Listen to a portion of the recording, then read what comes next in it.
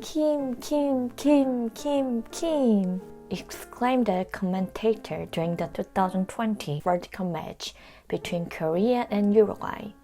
It's almost half the team. Now you might wondering, are these 5 Kims related? No, so how exactly this unique situation come to be? The answer lies in Korea's family name distribution.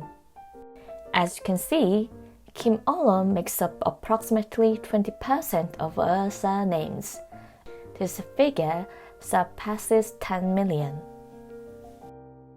Even though they share the same surname and are of Korean ethnicity, they are divided into dozens of different family trees, depending on the region or area from which their family name originated. In Korea, we refer to these family trees as 본관. So, it's time to learn Korean expressions related to surnames such as 씨 and 성. I will read out a dialogue between 2 Koreans who have exactly the same names, first and last. They inquire about the origin of each other's surnames. 본관. 지현 씨 성이 뭐예요? 저 박씨예요. 진짜요? 저도 박씨예요.